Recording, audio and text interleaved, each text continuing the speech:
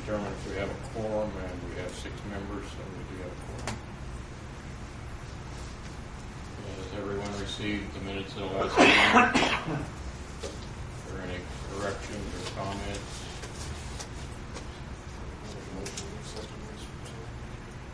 Been moved to accept them as presented. Is there a second?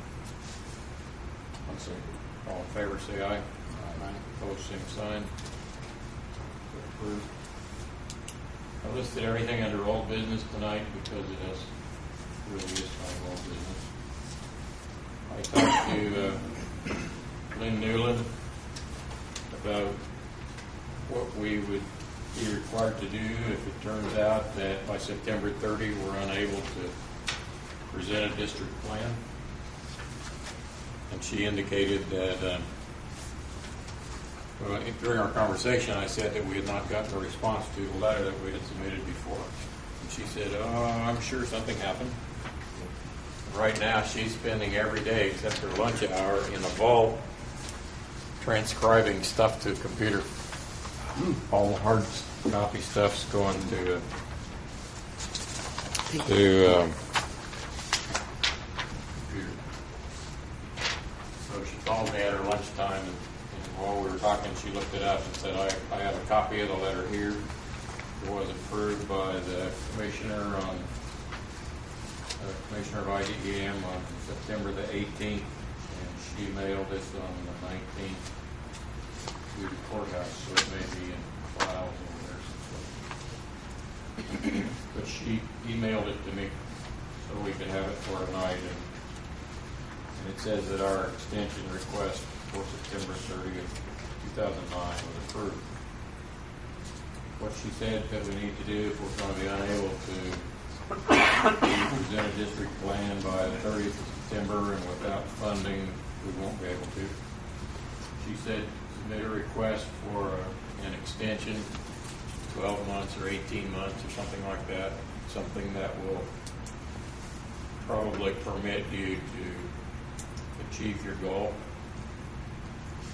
She said submitted sometime shortly before September the 30th, like the 1st of September or the last of August or something of that nature, so that we'll be able to articulate what it is that we've done at that time and the reasons that we would need an extension.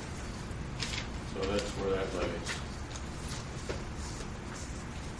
I thought last time we talked about what we should do, how we should go about it, and I put up some maps here. I wasn't able to get everything on your maps, but I put up some maps here. We've seen these maps on that other wall, but there's a big sign there, so we're doing it on this wall this time.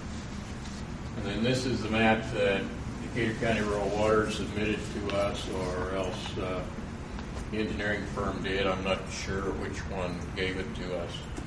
But this describes the alternatives that they offered last year in response to Jim McGough's request for how to provide water capability for the 3-county district. This one I just got today, and I've not looked at it very much. This is Napoleon Water. I had talked to a lady there. I wasn't able to get over there and see their maps, but this will do what I was hopeful to do going over there. This shows where the water lines go, and we'll just talk about that in a little bit. And then this is a map that I borrowed from you some time ago, or maybe almost stole it. I've had it so long now. But this is Hoosier Hills Regional Water District and their piping system, so that we can look and see how the piping and the big pipes at least hook into the systems that we know about within the district. Another area that I think we need to have some particular information about is what is it called, Dan? Down in the southwest part of Stucker Fork Water District is headquartered apparently in Austin, but they have offices in Scottsburg The fellow who's the CEO and operates the system is in Scottsburg. I wanted to try to meet with him, but I wasn't able to hook up with him. And I guess he was busy at the IWWA meeting, is part of the reason that I couldn't get him in Columbus earlier in the week. But they cover some fair amount of this area here, I think. Dan's indicated that they get their water out of wells down at Madison at the nuclear power site, or the Marble Hill site, which was to be a nuclear power site. It isn't a nuclear power plant now and probably will never be.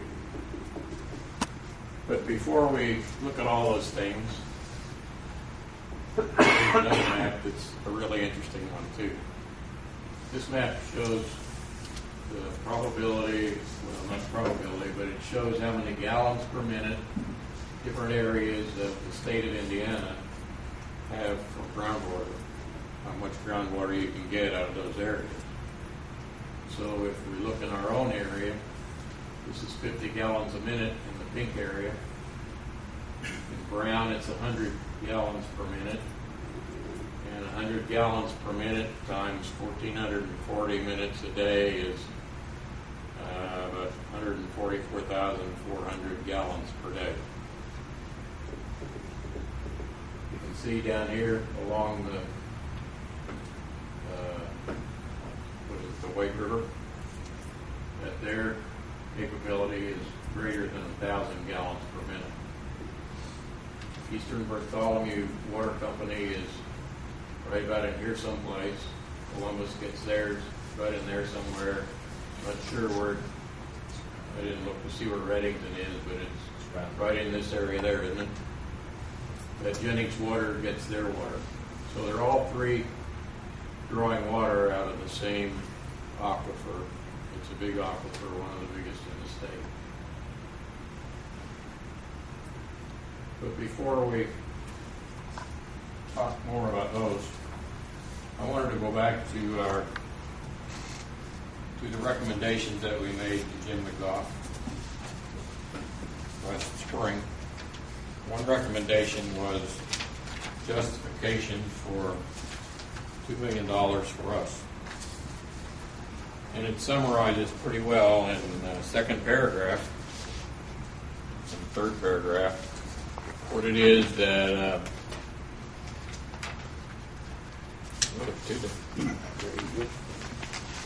what it is that we've been assigned to do. That was one of the things that we talked about last time, was what is our task. So I'll give you a minute to read that, or a few minutes.